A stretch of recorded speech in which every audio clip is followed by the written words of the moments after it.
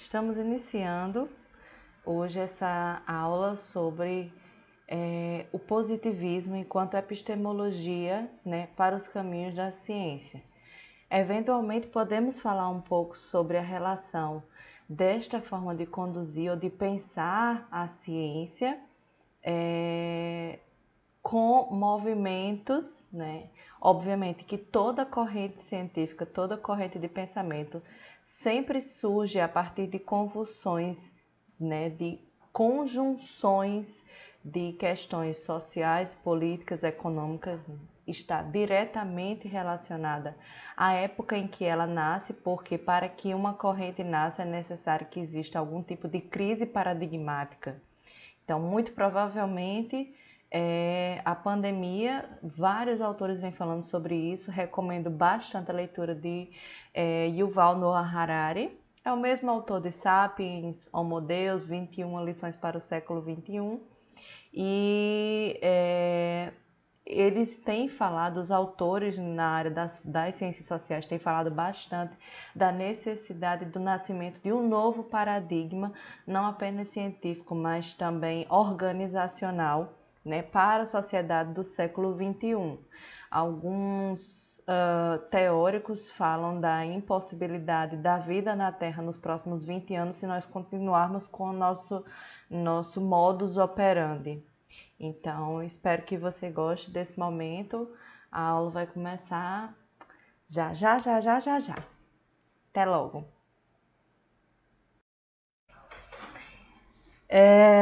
Quando a gente fala em epistemologias, a gente sempre vai se referir à relação da busca pelo conhecimento, através da ciência.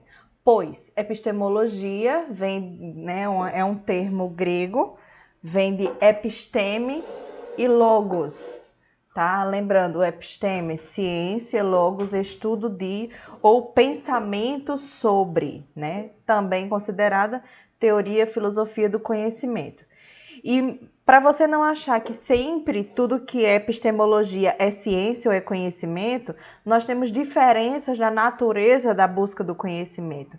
Eu tenho a episteme, que é o saber adquirido pelo estudo, pela sistematização da busca do conhecimento, e dosha ou doxa, que é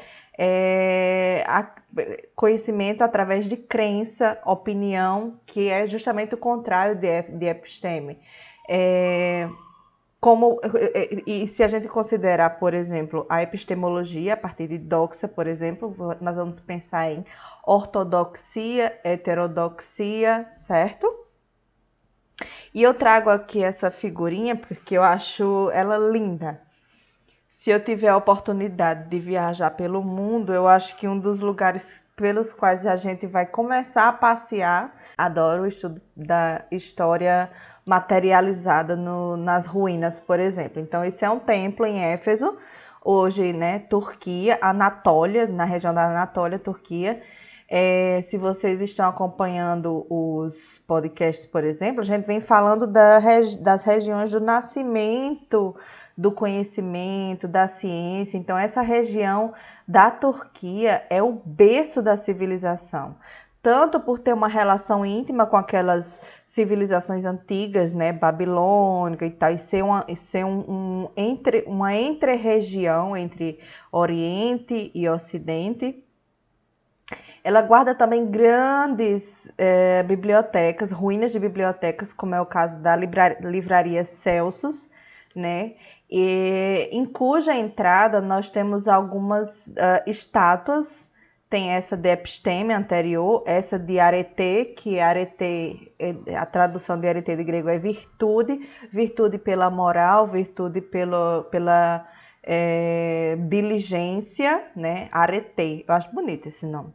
Então, na entrada da biblioteca, a gente tem essas ruínas. Aqui a gente tem algumas, dentre elas, eu não sei se é essa ou se é essa aqui, que é a episteme, essa aqui.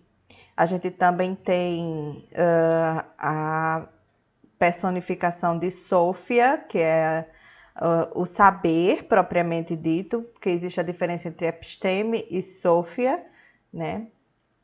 tá aqui, Sofia escrito, Arete.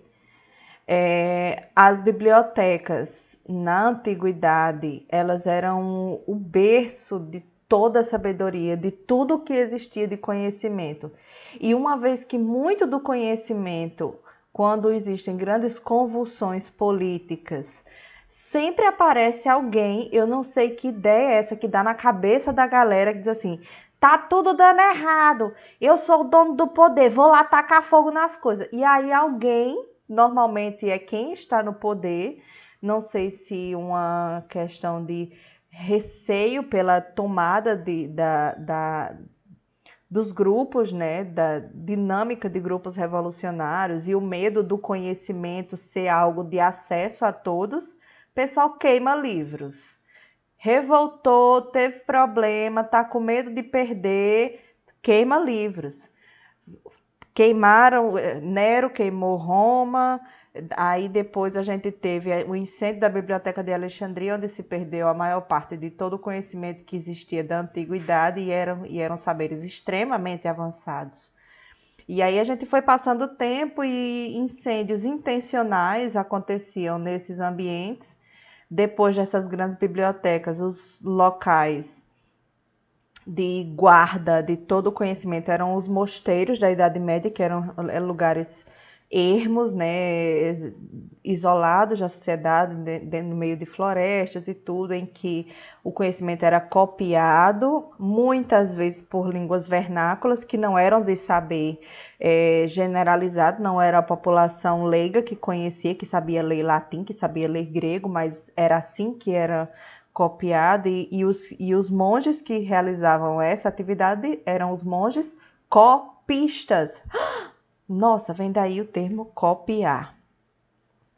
Aí a gente vem também no Terceiro Reich, na Alemanha nazista, houve a queima de todo tipo de livro de conhecimento, e não só na Alemanha nazista, mas naquele período durante a Segunda Guerra Mundial, a tentativa de extinguir qualquer conhecimento que tivesse qualquer lembrança ou qualquer proximidade com pensamentos,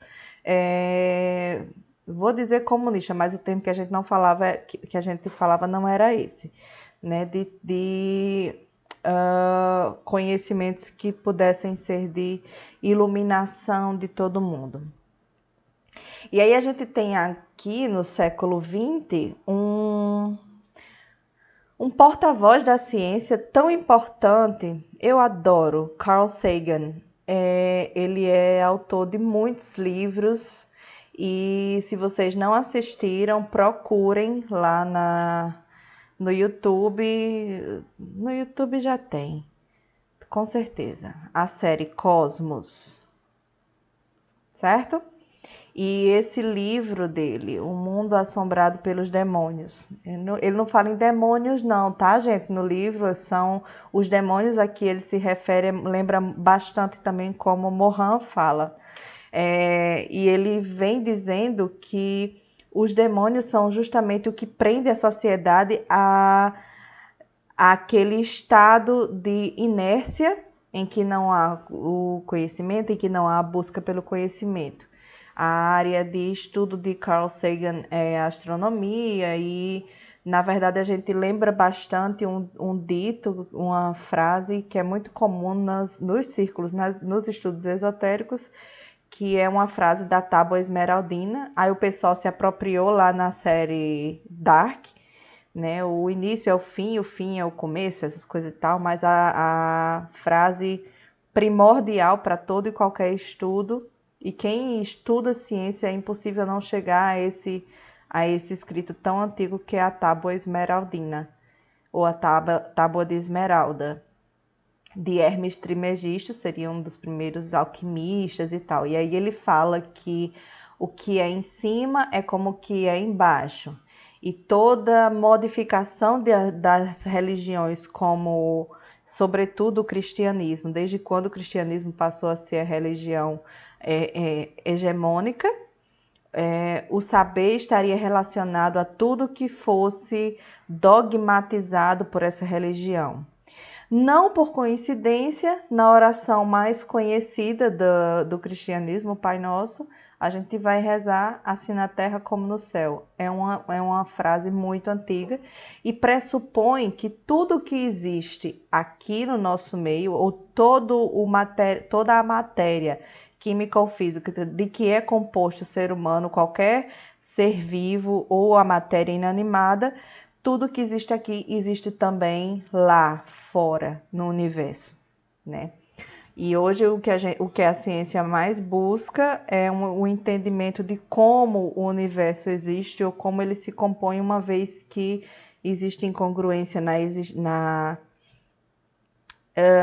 na composição da matéria do universo. Os cientistas não estão encontrando metade da massa que deveria existir no universo, algo desse sentido. Em linhas gerais, é mais ou menos isso. Então, resumidamente, as leis naturais que nós conhecemos ou que estabelecemos como ciência para traduzir os fenômenos do mundo não são o suficiente para explicar o universo como ele se manifesta, ou a vida como ela pode existir fora da Terra. E Carl Sagan, ele é nominadamente agnóstico.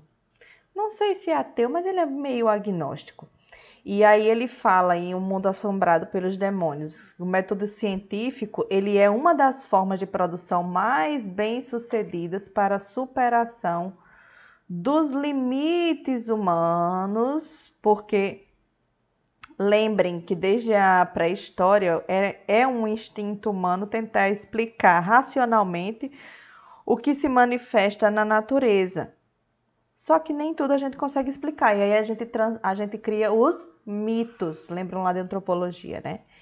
E ele, lá já final da década de 80, Carl Sagan, assim como outros autores como Pierre Levy,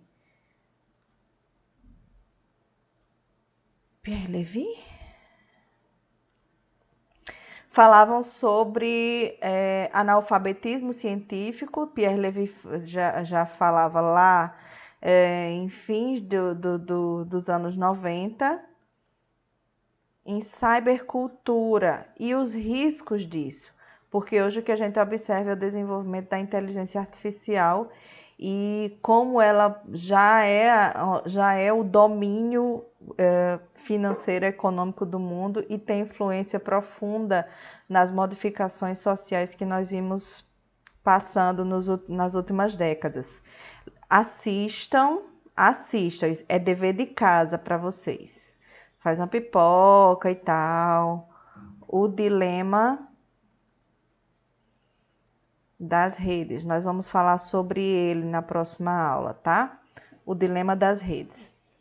Então, ele fala: as consequências do analfabetismo científico são muito mais perigosas em nossa época do que em qualquer outro período anterior. Quer um exemplo mais claro do que essa frase dele? As fake news. E o perigo delas para a sociedade. Quer um exemplo de fake news absolutamente absurda e igualmente mortal? Os movimentos anti-vax. Os movimentos anti-vacinação, anti-vacina. E aí, dentro desse bolo está o terraplanismo, está o negacionismo, porque o negacionismo não é só o fato de você ignorar qualquer tipo de conhecimento ou ter um pensamento crítico de dúvida sobre algo, mas o negacionismo é a tentativa de realmente desacreditar de qualquer tipo de avanço científico que não seja falar a verdade, que não seja dizer o que as pessoas querem ouvir, mas a ciência não existe para responder ao que as pessoas querem ouvir. A ciência existe para responder a problemas da realidade. Muitas vezes essas respostas não são exatamente o que os governos ou grupos majoritários de detenção do poder querem ouvir, né? Como, por exemplo, no momento que a gente precisa é uma melhor relação com o meio ambiente. E aí o pessoal não gosta de ouvir isso, não. Então, a gente vai ter no campo da construção, do entendimento da ciência como um motor da sociedade, como uma promotora de transformações, iniciam as discussões sobre diferentes focos, diferentes perspectivas, como, por exemplo, pesquisa qualitativa, pesquisa quantitativa. A pesquisa quantitativa tem características primordialmente positivistas, porque é dessa atmosfera de racionalismo, objetividade, oportunidade de valoração dos fenômenos, de mensuração, de atribuição. Eu quero dizer assim, atribuir, classificação, rótulos,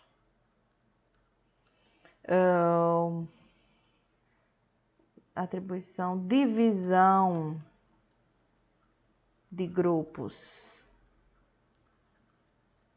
A gente vai ver por quê. A pesquisa qualitativa tem uma chance de discutir, aprofundar, questionar,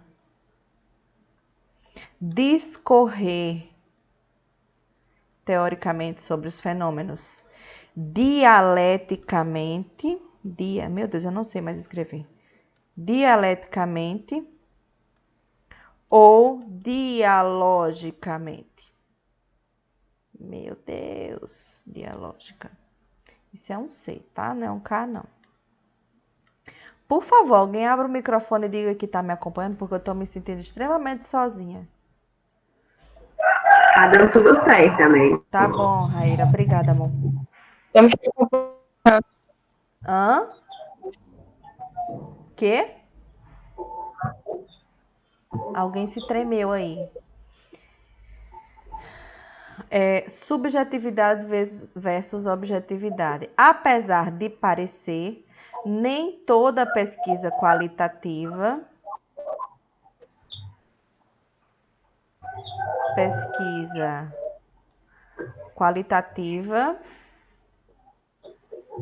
abre brechas para a subjetividade. Na verdade, quanto menos subjetividade houver no desenvolvimento de uma pesquisa, mais próximo da fidedignidade da descrição da realidade a gente se aproxima. Mas é característica, é premissa da pesquisa quantitativa, é premissa do positivismo a objetividade. Tá? Quando eu falo holismo, e a gente vai ter aula só sobre essa perspectiva sistêmica da construção do saber, a gente vai pensar em uma teoria que abarca o interrelacionamento entre várias dimensões, visão do todo a partir de cada parte e de como cada pequeno fragmento compõe uma grande realidade. E o reducionismo é muito característica dos avanços científicos entre os séculos XIX e XX, porque quanto mais se fragmenta o conhecimento, mais se divide as possibilidades de entender essa realidade. Eu não estou dizendo que é exatamente a forma mais correta, mas é a perspectiva reducionista, a perspectiva positivista. Sabe qual é o legado dessa forma de pensar? A divisão de currículos na educação. A hiperespecialização. A divisão das disciplinas. Nossa, que chocante. Por quê? Disciplina é o que se exige em um ensino militar. isso aqui é uma herança positivista e tem uma relação muito íntima com a história do Brasil República. A gente vai ver já já. Quanto mais ordem houver, quanto mais... Eu estou falando aqui olhando para a câmera, mas na verdade não tem nenhuma câmera ligada. Quando há ordem, quando há um senso de organização que se pretende achar que é uma organização, esse senso de ordem é pressuposto pela divisão do conhecimento para conseguir informar os tipos de saberes e classificá-los como possíveis, passíveis de serem transmitidos de geração a geração. É muito característica positivista. O cientificismo do século XVIII, né, as mudanças, se vocês vêm acompanhando os vídeos do canal, aquele vídeo Ciência e Conhecimento Científico, a gente já vai entender que mudanças grandes vão ocorrendo entre fins do século XVII e início do século XVIII, quando a gente tem o fim da Inquisição e o nascimento de uma nova forma de entender a ciência, como aquele, vou dizer o que vocês vão lembrar bem, século das luzes, que é o século das luzes, o iluminismo e aqueles filósofos e sociólogos e novas formas de poder pensar o fazer ciência e como disseminar esse conhecimento. É a pressuposição do século das luzes, mas que também caminha junto com as grandes revoluções e convulsões políticas. O fim do absolutismo e as grandes guerras. Eu nunca entendi o conceito do pessoal que nasceu entre as décadas de 20 e de 30 e que dizia que era sempre muito melhor o tempo antigo. Não se fazem mais pessoas, roupas, produtos, bens de consumo, relações como antigamente. Gente, entre os anos 1822, vamos dizer aqui do Brasil, né? Independência do Brasil, e 1930, não existiu paz. Você tinha as diferenças sociais profundas e as mudanças comportamentais da sociedade, vou dizer mundial, mas se reflete na sociedade brasileira. Independência do Brasil, abolição da escravatura, que não é uma indulgência, na verdade, é ponto de muita discussão. Os movimentos negros existem para nos esclarecer sobre essa época, né? Depois a gente tem a Proclamação da República, 1889, né? Proclamação da República, toda aquela mudança de modelo político e social, mudanças profundas na educação brasileira, certo? E a forma de conduzir a educação positivista, porque era necessário também que na educação eu tivesse ordem, disciplina no sentido comportamental, certo? Mas também a disciplina curricular. Ordem, disciplina para a formação de cidadãos, não vou dizer de bem não, tá? Cidadãos. A grande pergunta é, votantes? Então, é uma época de obscuridade no entendimento da democracia, das democracias. É uma época em que surgem as grandes discussões sobre a detenção dos meios de produção e o proletariado, mas quem a gente vai ver daqui a pouco se opunha totalmente à possibilidade da revolução pela tomada dos meios de produção, porque esse pensador do positivismo considerava que era necessário que existisse a burguesia e existisse o proletariado para a manutenção do progresso. Não sei se vocês estão ligando muito palavras que eu estou falando aleatoriamente, mas eu penso em tudo, tá bom? Então, nós temos uma mudança nesse século XVIII, não apenas da Revolução Industrial e a possibilidade de produção em larga escala de produtos, né, de bens, a gente tem a formação de uma nova mentalidade da sociedade, porque eu tenho a mudança e a migração da forma de produção do campo para as fábricas, do campo para as cidades. Aí eu vou ter os cortiços, eu vou ter o desenvolvimento, o crescimento das comunidades ao pé dos morros, né?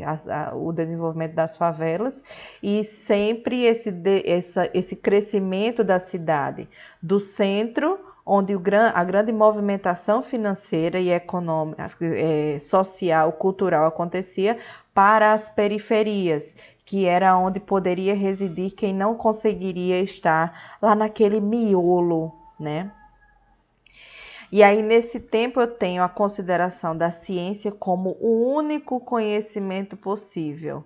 E o que não fosse ciência, por exemplo, nas pesquisas na área da saúde, na área médica, o que não era ciência médica era conhecido como conhecimento folk, que é conhecimento popular.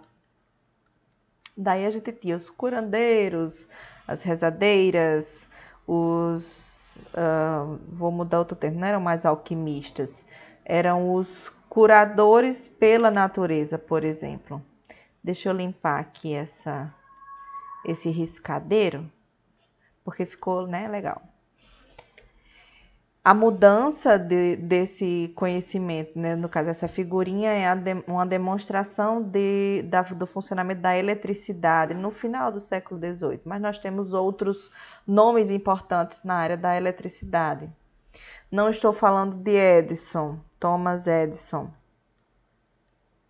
mas tem sido atribuído a ele o crédito do entendimento e do controle da eletricidade e a distribuição da eletricidade por grandes grupos financeiros dos Estados Unidos, depois para o Brasil. Quem trouxe esses conceitos foi Dom Pedro II, na época do Brasil Império. Eu tenho o desenvolvimento das urbes pautado na construção de fábricas, né? E a gente tem as grandes chaminés, porque o grande símbolo da Revolução Industrial era a máquina a vapor. Então, junto com o desenvolvimento, junto com o progresso, com esse suposto progresso, eu tenho também as consequências, né, naturais. E aí eu tenho o aumento da produção de monóxido de carbono na atmosfera. No Brasil nem tanto, mas em grandes urbes, como era o caso de Londres, por exemplo, a poluição era grande causadora de problemas, né, nas cidades. Então, Auguste Comte é o grande nome do positivismo, o pai do positivismo. Ele se auto-intitulava o pai da sociologia, porque ele cunhou alguns termos também, inclusive. Então, ele vem trazendo o método geral do positivismo dele, consiste na observação dos fenômenos, opondo-se ao racionalismo e ao idealismo, que é outra forma, outra corrente, outro modo de pensar, por meio da promoção do primado da experiência sensível, ou seja, capacidade de mensurar, de identificar dados concretos, que ele chamava de positivos, concretos, palpáveis, mensuráveis, né? E que ele denominava a verdadeira ciência, tá? Essa é a concepção positivista. Sem qualquer atributo teológico ou metafísico. E aí depois vocês procuram o significado dessas palavrinhas, né? Subordinando a imaginação à observação, tomando como base apenas o mundo físico ou material. sem subjetividades.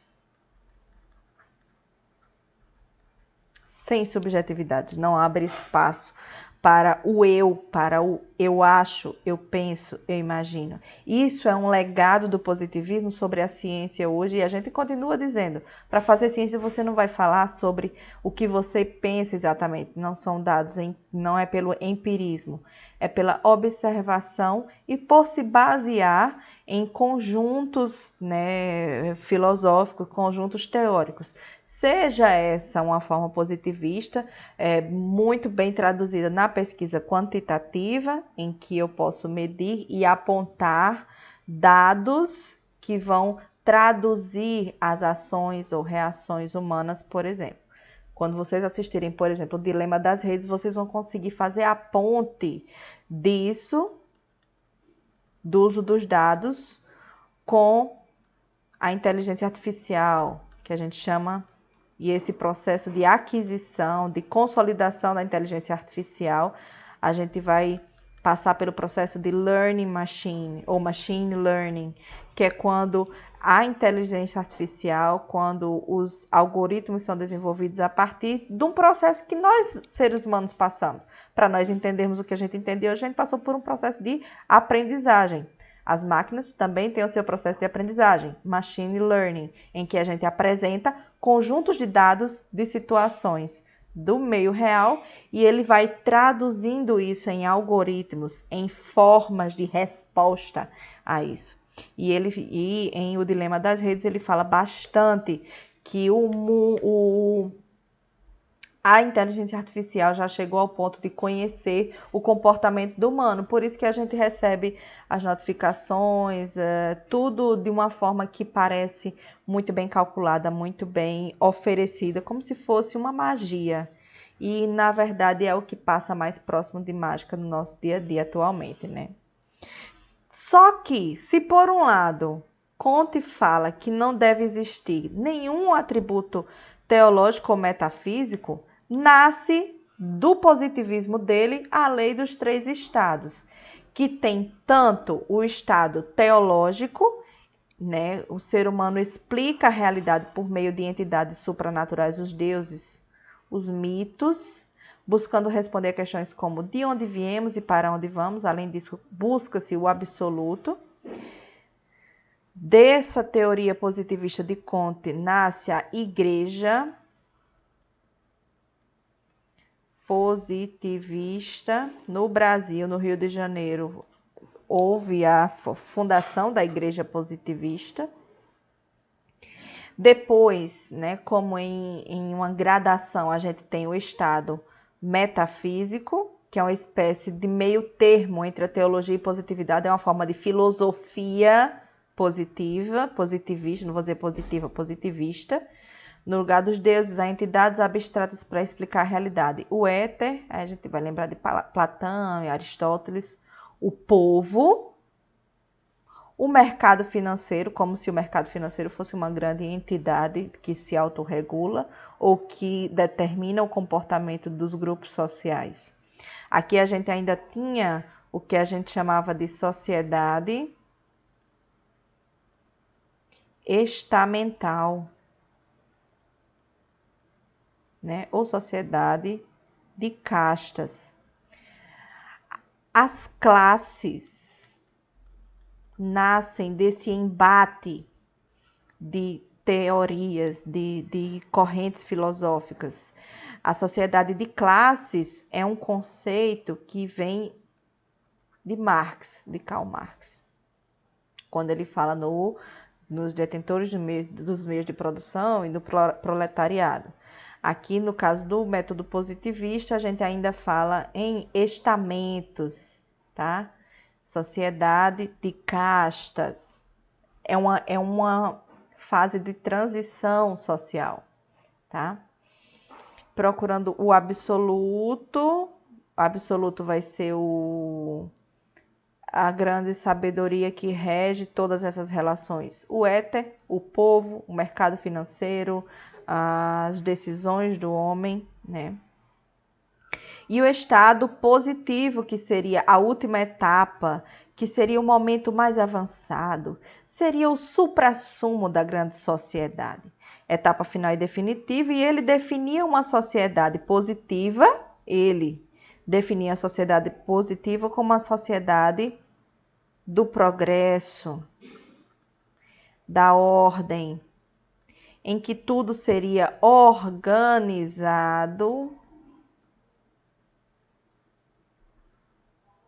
e gerido por grupos. Não sei como se escreve em francês, burguesia, mas bourgeoisie, certo? Em que existiria a gerência dessa sociedade organizada a partir da burguesia, que para ele seria o grupo esclarecido, sabedor da realidade, sabedor das reais formas de produzir e reproduzir a sociedade. Esse positivismo deriva do cientificismo, vem lá, né, no século das luzes, crença do poder exclusivo e absoluto da razão humana em conhecer a realidade. Racionalismo. O pensamento positivista buscava analisar a sociedade como a mesma objetividade das ciências naturais, haja vista que tais ciências haviam obtido respeito da sociedade.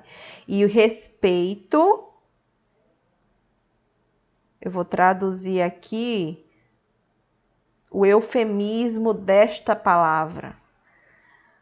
Power. Seguindo a velha frase, conhecimento é poder. Knowledge is power.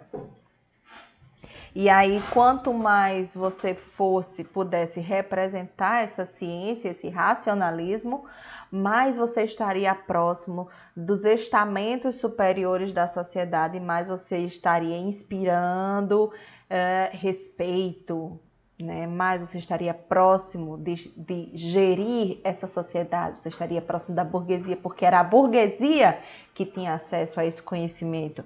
Era o filho do burguês do século XVIII no Brasil que podia ser enviado para a Europa para estudar direito, por exemplo, ou estudar medicina, tá? Não sei se vocês estão conseguindo fazer as pontes, né? Contém ironia, tá? Nessas minhas falas. Então, características do século XIX. Revolução Industrial, cheque. Vou fazer um breve TikTok aqui. Ciência, cheque. Positivismo, cheque. Racionalismo e razão para essa manutenção desse sistema, cheque. Rapid change, né? Mudanças rápidas, cheque. Progresso, cheque. Cristianidade, cristianismo sob ataque, sob suspeita também. Mais ou menos, né? Não posso concordar muito, mas vamos aí. Porque aqui quando ele está falando, não é cristianismo propriamente dito, é cristandade. E aí você já tem os grandes grupos, as grandes cisões dentro do cristianismo. Não existia mais só a Igreja Católica, mas existiam as cisões, o protestantismo crescendo, e do século XX que começam a nascer as neopentecostais, tá? Mas dessa questionabilidade do cristianismo nasce o que a gente falou da Igreja positivista, né? Era dos impérios, check. Filosofia da história, check. O que ele tem? Ele se diz, né, ele se auto-intitula fundador da sociologia, e propõe que essa sociedade ela seja um grande organismo, daí organicismo, a sociedade como um grande organismo composto de partes interdependentes, cujas partes são responsáveis pelo bom funcionamento do todo. Vocês estão entendendo? Está fazendo alguma relação com nossa realidade aqui? para que para que o todo funcione bem, é necessário que existam os estamentos da sociedade. É interessante para a sociedade em progresso que exista a burguesia e que existam os trabalhadores. Dizer assalariado, proletariado é muito, porque os movimentos sociais, as convulsões em favor dos direitos dos trabalhadores ainda estavam em nascimento. E aí ele traz essa ideia organicista, né? A harmonia de uma sociedade só existiria a partir da ordem, e a ordem só existiria se estivesse predisposta a uma estática social, não existiria mudança de classes, de estamentos, não existe ascensão, né? O progresso estaria relacionado a essa dinâmica social, mas que dele nasceriam os avanços científicos, já que existia uma grande valorização da ciência como ela se apresentava, né? E essa união desses caminhos, a gente teria o estudo da física social, que ele denomina sociologia. Então, a sociedade europeia e o positivismo. A gente tinha quem gosta de ler Jane Austen. Oi, tá tudo bem? Pronto. Tá retornando agora, Amélia. O que foi? Eu travei? Parou. Você Isso. travou? Do nada travou. Onde? Então, o positivismo exaltava a sociedade europeia do século XIX, não muito diferente da exaltação comportamental e de consumo entre os séculos XX e XXI, mas foi essa forma de pensar o mundo que lançou sobre as sociedades colonizadas, né, os países colonizados, as terras colonizadas, a ideia de que o melhor era o que estava na Europa, era o que vinha da industrialização, né, e procurava colocar, bem entre aspas aqui, ordem. Deixa eu pegar a canetinha.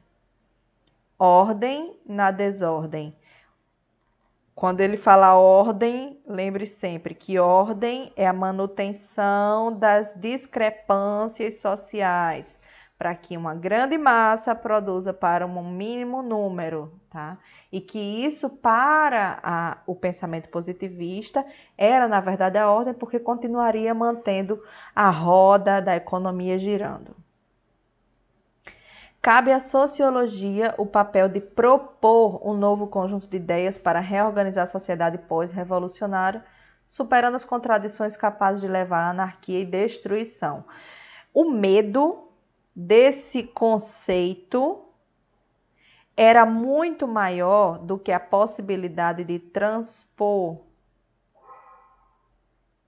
os abismos sociais. Não sei se vocês notam que se existe uma diferença muito grande, porque no século XXI a gente pode substituir esse termo anarquia por o quê? Alguém sugere que termo a gente pode substituir aqui? O que é que o povo tem tanto medo no século XXI e que nem existe, na verdade? É tão potente imprimir no povo leigo um conceito de algo que não existe, que seria destrutivo, mas que na verdade está mascarando o receio de grandes convulsões sociais para a possibilidade de transformações pela construção de novos paradigmas ou novos modelos, né, sociais ou econômicos. Então, o positivismo nessa perspectiva aí, nessa época, seria uma espécie de física social. No final eu dou a cola, eu digo que palavrinha é essa que a gente pode substituir aqui, viu? O povo tem medo. Formulação de uma teoria que vai abrir porta para novas explicações, mas que na verdade será Emile Durkheim, que virá o aprofundamento de um método sociológico, vou dizer aqui, real, tá?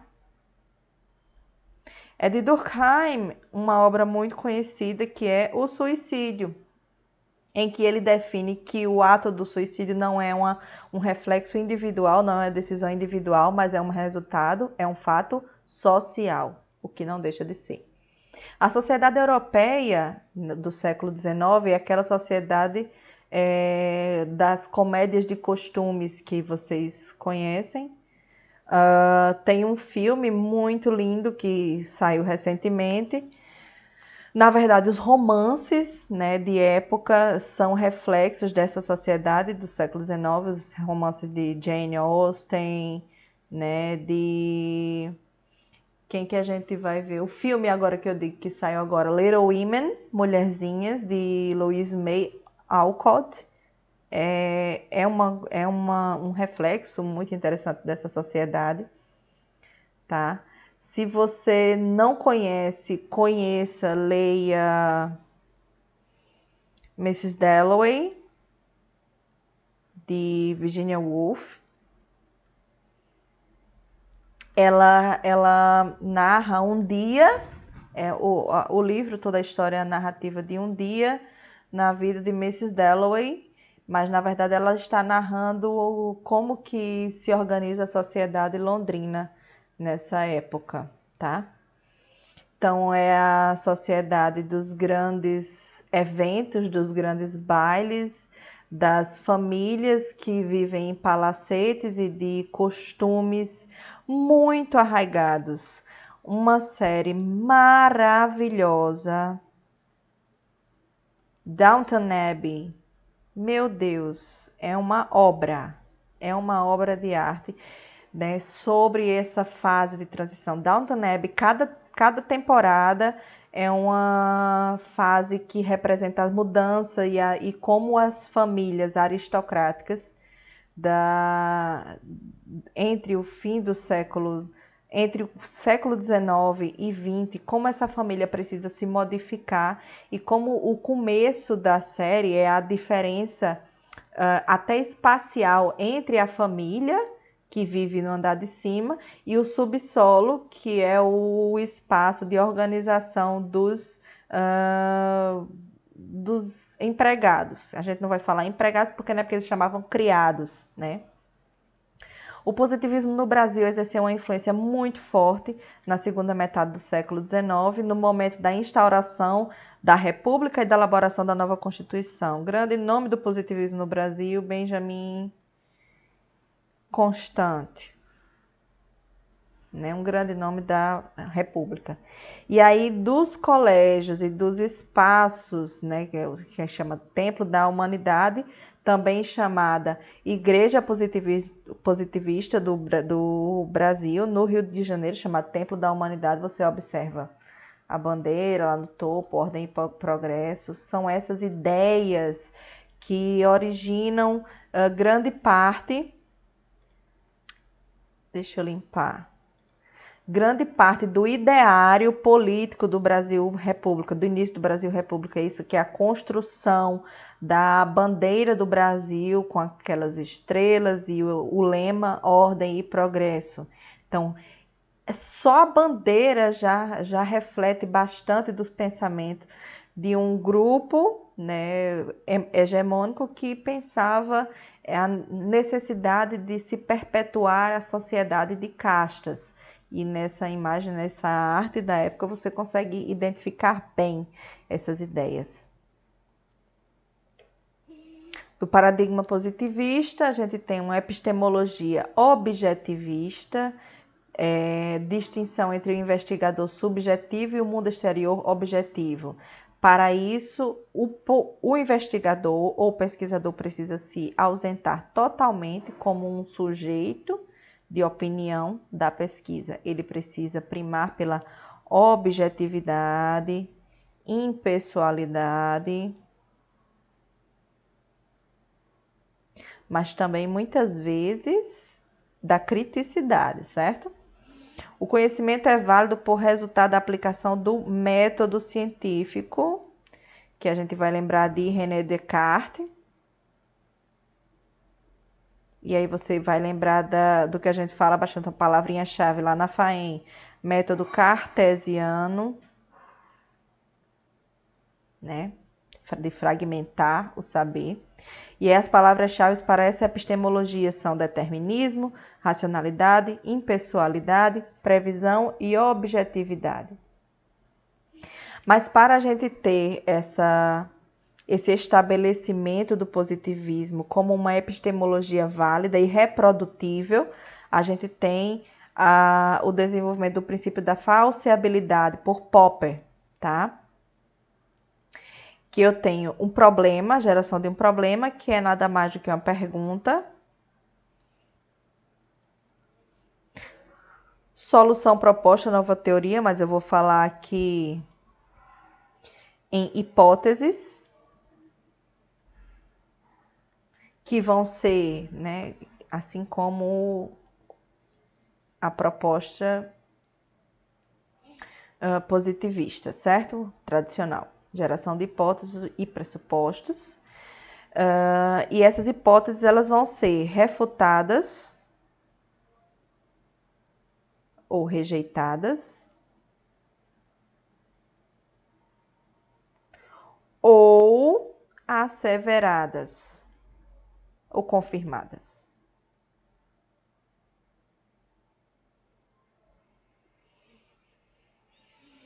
Certo? Depois a gente tem a dedução e proposições passíveis de testes, realização de testes ou mensurações, coleta de dados, né? E escolha entre teorias rivais. Como assim? Eu vou validar ou não minha hipótese e transformar isso em uma teoria científica, que é assim que as teorias nascem. Então, há efetivamente a mudança no processo de investigação entre o positivismo, o método indutivo, peraí que eu estou procurando a pontinha, indutivo, e a epistemologia contemporânea, dedutiva. Mas eu vou falar não só contemporânea, mas a gente tem outros métodos que coexistem. A gente também tem a fenomenologia, a gente também tem o materialismo histórico-dialético, a gente tem a complexidade, a gente tem a teoria sistêmica, que também a gente também pode chamar de holismo, eventualmente. Ainda que a epistemologia contemporânea, né, atual, tenha no seu fundamento a ruptura, e aí eu disse desde o começo, ela possui características herdadas do positivismo. Como assim, professora? Quando você vai construir um projeto, um anteprojeto, assim como a gente vai ter a oficinazinha do anteprojeto de pesquisa, a construção de um anteprojeto de pesquisa é uma herança positivista, porque a gente precisa dividir em etapas, em fases. Esse mapa mental eu baixei lá do Go Conquer, porque eu achei muito interessante, e é mais ou menos um resumo do que nós vimos falando. Tem alguns detalhes aqui, por exemplo, a herança do positivismo dos ortodoxos, dos positivistas ortodoxos, a gente vai ter proibição do anonimato da imprensa, né, em que a gente tem as heranças do positivismo nessa altura. O casamento civil, que era uma prerrogativa do positivismo, o decreto de feriados, dentre eles o do Dia do Trabalho, por exemplo, proclamação da República, separação entre Estado e Igreja, ou seja, reconhecer que vivemos em um Estado laico, porém temos, né, há controvérsias. A pressuposição da liberdade religiosa e profissional no campo, né, no Brasil, isso foi da época da proclamação da República e construção da primeira Constituição.